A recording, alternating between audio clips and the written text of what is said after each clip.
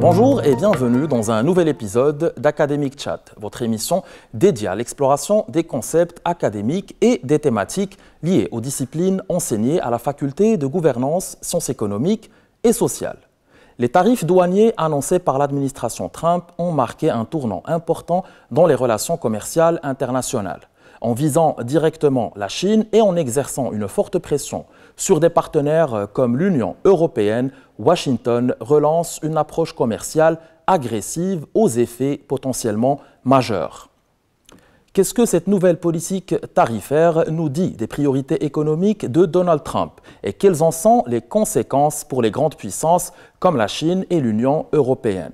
Nous allons tenter de répondre à ces questions et bien plus avec notre invité d'aujourd'hui, professeur Amir Abdul-Reda, professeur à la faculté de gouvernance, sciences économiques et sociales de l'UM6P. Mais avant ceci, faisons un petit tour du campus de Rabat pour voir ce que pensent nos étudiants de la thématique d'aujourd'hui. Trump et les tarifs douaniers. Quelles conséquences sur le commerce international? On se retrouve juste après. Les tarifs douaniers imposés par Donald Trump ont perturbé les chaînes d'approvisionnement du monde, ont augmenté les tarifs pour les consommateurs et ont créé une incertitude économique freinant la croissance de plusieurs régions du monde. Les tarifs nouveaux ont affecté les exportations chinoises envers les États-Unis, réduisant leur compétitivité. Ensuite, on peut aussi parler des entreprises américaines où les producteurs sont contraints à acheter à des prix beaucoup plus élevés et donc ça affectera directement les consommateurs. Un grand merci à nos étudiants pour ces contributions qui vont nous permettre d'ouvrir la discussion avec notre invité d'aujourd'hui, professeur Amir Abdul-Reda. Professeur, bonjour et merci infiniment d'avoir accepté notre invitation. Merci à vous pour l'invitation, c'est un plaisir d'être là. Tous les plaisirs est pour nous, professeur Abdul-Reda. Les tarifs douaniers imposés par l'administration Trump sont souvent présentés comme un levier de défense des intérêts nationaux. D'un point de vue économique, comment évaluer la légitimité de ce type de protectionnisme, surtout dans une économie mondialisée? Peut-on encore justifier des politiques tarifaires agressives dans le contexte actuel, un contexte bien entendu marqué par les interdépendances commerciales? Alors c'est une bonne question parce que fondamentalement, la logique de ces tarifs viennent de théorie économique. Le côté un peu moins, on va dire, exhibé de ces tarifs, c'est qu'ils viennent de certaines idées assez, on va les appeler fringe, assez marginales, de certains économistes eux-mêmes plus ou moins assez marginaux. Trump n'est pas lui-même venu à l'idée de ces tarifs. L'administration en elle-même, en fait, est basée sur un certain nombre de supporters de ces tarifs qui, pour certains, sont des économistes, qui ont des doctorats en économie en bonne et due forme. Et ont écrit, en fait, même des policy papers, des white papers, whatever you want to call them, et peut-être même des articles scientifiques que je n'ai pas vus en tout cas, à l'idée de ces tarifs-là. Donc peut-être que pour les expliquer et pour pouvoir répondre à la question, donc de pouvoir les légitimer, économiquement parlant, il faut peut-être parler un peu de la théorie derrière tout ça. Fondamentalement, l'idée est que les États-Unis veulent renforcer leur industrie locale à des fins principalement de défense. Okay? Donc il y a le côté vraiment défense. Et à l'autre côté ensuite du dollar qui est plus compétitivité des États-Unis à l'échelle mondiale, dans le commerce mondial, mais ça c'est un autre sujet qu'on abordera un peu plus tard peut-être, et qui revient à des choses qui ont déjà été faites dans le passé avec les accords de Plaza, les Plaza Accord, I don't know how you say them in French, but donc l'idée, le leitmotiv des tarifs est plus ou moins bien expliqué par un économiste qui est très proche de l'équipe Trump, qui en fait partie même, qui s'appelle Miran. J'oublie son premier nom, je ne suis pas très bon avec les noms, qui a écrit un white paper qu'on peut trouver en ligne avec un think tank, on va dire, de sa lignée économique, A User's Guide to Reforming the US Economy, some kind of name like this, mais qui fondamentalement, en fait, est un genre de parcours de A à Z de comment réformer l'économie américaine moderne, de sorte à ce qu'elle soit compétitive, on va dire militairement, entre guillemets, à l'échelle moderne, à l'époque moderne. Le point d'enjeu principal qui fait du sens est que les États-Unis n'ont plus la capacité industrielle qu'ils avaient autour de la Seconde Guerre mondiale. Et donc, lorsque potentiellement, inévitablement, peut-être il y aurait une confrontation ou un enjeu plus sérieux avec la société qui produit la principale partie des outils militaires et des outils qui pourraient servir aux militaires américains, c'est-à-dire la Chine, il y aurait problème. Ça fait du sens. Oui, oui. Voilà. Ça fait déjà plus de 10 ans que les Américains se plaignent que le IP, le intellectual property, la propriété intellectuelle du militaire américain est, on va dire, leaké ou utilisé et copié et reverse engineer par les Chinois lorsqu'ils produisent cet outil militaire en Chine. Parce que de manière générale, ça fait du sens. Vous envoyez vos obus, vos tanks, une bonne partie de certaines de ce que vous produisez, je ne sais pas si c'est les obus et les tanks principalement, mais une bonne partie de certaines choses très compliquées technologiquement, vous les envoyez et vous essayez de les produire dans un pays qui n'est pas nécessairement un pays allié. Dans une logique où, bon, on n'a plus ces industries-là ici, c'est là-bas qu'on les fait.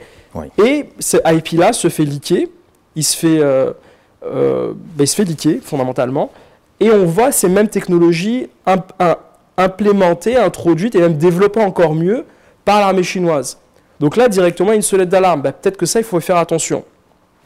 C'est un peu la même raison pour laquelle les Européens et les Occidentaux aujourd'hui essaient de développer leur énergie nucléaire pour pouvoir énergiser et supporter toute la technologie de l'IA et toute la technologie au grand T, c'est-à-dire le quantum, l'IA, etc., qui est très consommatrice en énergie, plutôt que de dépendre des pays du Moyen-Orient qui ont énormément d'énergie, mais qui ne sont pas nécessairement de la même tendance politique, qui ne sont pas nécessairement des pays alliés, on va dire, avec le grand A, sur lesquels on peut rely de manière fondamentale. Ils peuvent rely de manière fondamentale. Donc cette guerre commerciale déclarée, professeur Abdourreda, aurait, selon vous, des origines, des ambitions principalement militaires. Pas que, mais principalement. Principalement militaires. Le problème, bien sûr, que tout le monde critique, que les économistes, les gens dans la finance et tout critiquent, est la manière d'avoir mis en place ce redirigement, ce remaniement de l'économie américaine. Il y a un certain nombre d'enjeux. Par exemple, pourquoi venir mettre en place des tarifs aussi hauts du jour au lendemain? Donc, le 4 avril a été aussi influent sur l'économie mondiale, sur les finances, sur les relations avec les autres pays, pour la bonne et simple raison que personne ne s'attendait à des tarifs aussi élevés et calculés d'une manière aussi aléatoire, on va dire. Où Trump et son équipe mettaient en avant qu'il prenait la moitié de ce que les pays avaient levé en tant que tarif contre les États-Unis, mais en réalité, en fait, c'était un déficit de commerce qu'ils ont divisé par 2. Ils ont fait une formule qu'on peut trouver en ligne, mais qui est un peu loufoque. Vous voyez? Ça, c'est la première chose. La deuxième chose, c'est que ça va être très, très, très dur pour n'importe quelle administration de remanier son économie, sa manufacture, de manière aussi drastique du jour au lendemain, en l'espace de 4 à 5 ans. Parce que fondamentalement, Trump, il vient d'être élu, il lui reste quelques années seulement. C'est un projet de au moins 10 ans peut-être. Vous voyez? Donc, pourquoi? Parce qu'il n'y a plus cette main-d'œuvre, il n'y a plus cette expertise à gérer des usines, à travailler dans les usines, à gérer ce type d'usine-là. Il n'y a pas ce type d'usine aux États-Unis. Il n'y a pas une perspective claire sur comment les rendre rentables. C'est pour ça que tout est fait en Chine aujourd'hui. Et il y a certaines solutions qui ont été mises en avant, telles que potentiellement donner des visas et une entrée rapide, golden visas, some kind of thing like this, aux gens, par exemple, à Taïwan et ailleurs, qui font ces genres d'usines-là, surtout pour les microprocesseurs et autres. Mais fondamentalement, ça va prendre du temps. Et ça, c'est sans oublier que d'ici 2 ans, d'ici 1 an, 2 ans, il va y avoir les élections du Parlement américain. Ouais. Et là, pour l'instant, avec ce qui s'est passé, les pronostics sont que les républicains vont se faire terrasser, en fait. Et les démocrates vont revenir, ils vont recommencer à tout bloquer. Parce que là, ce qu'il faut comprendre aussi, c'est les spécificités du système américain, qui est que Trump, non seulement a gagné le pouvoir politique, le pouvoir présidentiel, mais les républicains sont aussi dominants à l'Assemblée. Exactement. Et sans l'Assemblée, tu ne peux rien faire. Trump a fait un podcast assez intéressant avec Joe Rogan, que ceux qui sont intéressés par les podcasts peuvent voir, où en fait il explique les difficultés d'être président sans avoir l'Assemblée. Tu n'es pas dictateur. Tu sais même pas faire dictature, tu n'as pas en fait un pouvoir aussi fort aux États-Unis en tant que président. Et c'est pour ça d'ailleurs qu'il dirige autant avec l'équivalent américain de la 49.3. Le Presidential Act, si je me rappelle bien, où en fait, il a le droit, sur certains sujets, de dire, bon, voilà, on fait ça, bam, je passe pas par l'Assemblée. Moi, c'est ça que je veux. Vous voyez? Et après, bon, bien sûr, ça en revient à des débats sur les faiblesses des démocraties qui sont qu'elles sont plus faibles, elles sont plus sensibles aux demandes de court terme que les régimes autoritaires, et donc, elles avancent plus lentement. C'est un autre sujet. Alors, professeur Abdul-Reda, il y a quelques jours, Donald Trump a annoncé une suspension des hausses tarifaires de 90 jours pour 75 pays, dont des membres de l'Union européenne, mais a maintenu les droits de douane très élevés contre la Chine, qu'il accuse de pratiques commerciales déloyales. D'ailleurs, quelques sources proches de la Maison-Blanche ont confirmé que Donald Trump s'apprêtait à réduire les tarifs douaniers infligés à la Chine, mais jusqu'à présent, rien de concret, rien d'officiel. Pourquoi, selon vous, cette différence de traitement? Et est-ce une manière de préserver certaines relations stratégiques tout en accentuant la pression sur Pékin? Fondamentalement, Trump n'a pas le choix que de baisser les tarifs. Il n'y a pas une réalité mondiale, un univers parallèle dans lequel Trump peut maintenir les États-Unis comme hégémon du système international, c'est-à-dire leader du système international tel qu'il est, superpuissance du système international, sans qu'il ait des interactions commerciales avec tout le monde. Fondamentalement, c'est un bluff qui a échoué. Ça en revient à ça. Trump n'a pas reçu de la Chine la réponse qu'il voulait. Il aurait pu s'y attendre parce qu'il ne l'avait pas reçu la première fois. Enfin, il avait plus ou moins, en 2015-16, si je me rappelle bien, ils avaient essayé de négocier un peu avec lui, mais ils se sont rendus compte qu'en fait, il ne tenait pas sa parole. Il a fini par garder certains tarifs, remonter certains tarifs alors qu'il s'était entendu à autre chose. Donc cette fois-ci, ils ont dit non, on ne va pas jouer à ce jeu-là. Les Canadiens ont eu plus de problèmes. Les Européens, les Canadiens surtout, parce qu'ils avaient commencé à les attaquer bien plus tôt. Les Mexicains ont réussi à s'entendre plus facilement, mais les Canadiens, ils ont joué au jeu, ils ont écouté ces arguments qui ne faisaient pas de sens, tels que oui, il y a une fuite de fentanyl, il y a une immigration illégale du Canada aux États-Unis, alors que c'est le contraire, c'est faux. Ça vient plutôt des États-Unis au Canada. Donc ils ont redéployé toute une force à la frontière et tout. Et un mois plus tard, ou je sais plus, quelques semaines plus tard, il est revenu de plus fort là-dessus et ils ont dit bon, là c'est fini. Ça fait 2 mois, on se tourne en bourrique, on ne va pas faire une crise existentielle à chaque fois. Les Chinois, ils ont vu clair très vite. Ils ont dit, écoutez, nous, on ne va pas jouer à ce jeu-là. Vous nous donnez ça, on va vous donner ça. Et c'est un peu là où il en est. Là, le problème, c'est que c'est difficile, parce qu'à l'interne, il n'a pas eu la réaction qu'il voulait. Le marché financier a complètement on a vu des réactions très brutales très brutales. Volatilité énorme. Et ça, c'est pas juste, ça n'affecte pas, c'est pas bénin, parce que ça affecte en fait la retraite d'un peu tout le monde aux États-Unis. Et ça, c'est sans oublier qu'une grande partie des investisseurs mondiaux, des fonds de pension mondiaux, etc., investissent sur l'économie américaine. Vous voyez, donc c'est substantiel. Et ça, c'est sans prendre en compte aussi que le dollar a fondamentalement été affecté aussi par ça. Il y a eu un impact énorme sur les bonds, Treasury bonds, qui est la dette américaine, où en fait les pays ont commencé aussi à mettre la pression. Écoute, peut-être qu'on a plus de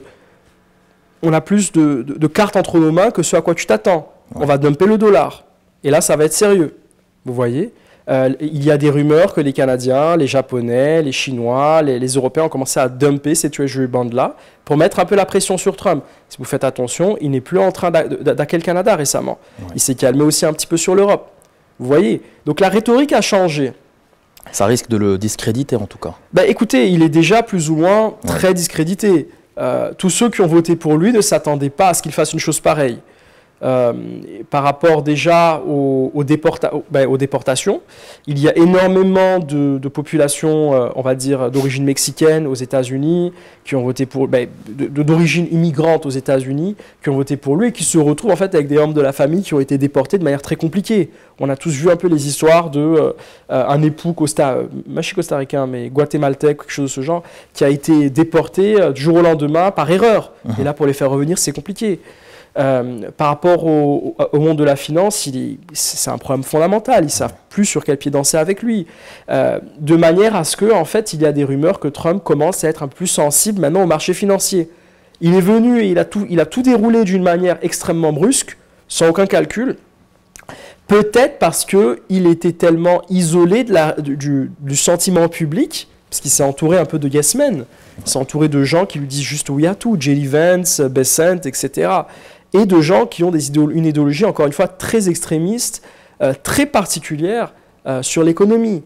Donc, on avait dit Miran, il y a Navarro, il y a Bessent, encore une fois, si je me rappelle bien.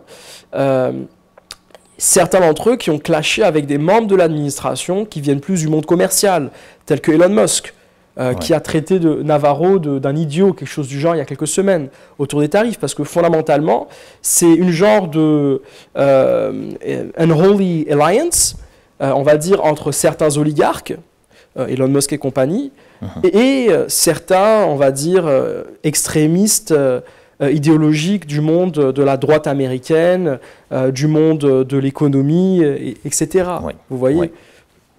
Donc, on va peut-être conclure sur le cas du Maroc.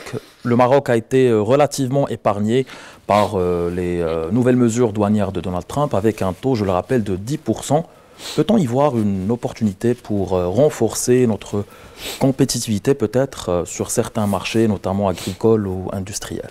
Ça, c'est assez compliqué à dire parce que de manière générale, les pays d'Afrique n'ont pas été extrêmement, on va dire, centraux à toute la discussion des tarifs. Ouais. Si on regarde même d'ailleurs, à part, je pense, le Lesotho, je pense que c'est le Lesotho, la plupart des autres pays africains n'ont pas été extrêmement touchés, avec des hausses de tarifs assez minimes, on va dire. Je pense que la Côte d'Ivoire aussi avait 10%, le Maroc en effet avait 10%, et de manière générale, il n'y a pas, du moins dans les médias publics auxquels on a tous accès, de débat autour du fait que le Maroc, la Côte d'Ivoire, le Nigeria, le Sénégal et autres pays sont en train d'essayer de négocier à nouveau leur taux de tarif peut-être parce qu'ils ne sont pas aussi centraux à la manufacture en fait des grandes compagnies américaines. Aujourd'hui, les pays en développement qui ont été vraiment le plus touchés, c'est le Vietnam, c'est Taïwan, et ainsi de suite. Par exemple, avec la hausse des tarifs, Nike avait pris un coup énorme, puisque une bonne partie de pour leur production vient du Vietnam. Donc le Maroc a toujours eu une situation assez privilégiée avec les États-Unis, avec un certain accord de libre-échange, et on va dire une relation assez bonne, surtout parce que en fait, il y a une rencontre à mi-chemin avec les accords, par exemple, récents autour du Sahara marocain. Donc, on peut s'attendre à une situation où peut-être que Trump garderait les tarifs, mais aurait aussi plus d'ouverture à mettre en place des exemptions, telles qu'il a fait déjà pour un certain nombre des industries clés. Vous voyez, telles que les industries automobiles à l'échelle mondiale, telles que certains des métaux rares, dont ses propres compagnies sont dépendantes. Vous voyez, un des échecs de ce bluff, c'est de se rendre compte bien plus tard que, en fait, on ne peut pas nécessairement tout produire aussi facilement que ça. Le monde d'aujourd'hui est complètement différent du monde de la Seconde Guerre mondiale, surtout parce que le type de minerais, le type d'outils, le type de choses dont nous avons besoin est extrêmement plus diversifié. Vous voyez, l'informatique aujourd'hui dépend de certains minerais, de certains métaux, qu'on n'exploitait pas nécessairement autant autour de la Seconde Guerre mondiale. Extrêmement différent. Et d'un autre côté aussi, on est dans un monde où il y a déjà plusieurs décennies d'ouverture, de mondialisation du marché qui fait que bon, c'est très dur de revenir en arrière. Et là, ça en revient aussi un petit peu à l'entrée de la Chine dans les marchés mondiaux autour des années 90-80. Mais c'est un autre sujet. Oui. Professeur Abdourrida, nous arrivons au terme de l'épisode d'aujourd'hui. Merci infiniment d'avoir partagé avec nous quelques pistes de réflexion. Merci pour cette discussion passionnante et riche autour des tarifs douaniers imposés par l'administration Trump et de leur implication géopolitique, économique et commerciale. Une affaire à suivre. Merci encore, professeur Abdourrida. Merci à vous. Merci à vous de nous avoir suivis. Je le rappelle, cette émission est faite pour vous et par vous. Donc n'hésitez pas à partager avec nous vos propositions de thématiques en commentaire. Pour plus d'informations sur nos activités et sur nos projets, je vous invite à consulter notre site internet sur www.fgses-um6p.ma. Merci et à très bientôt.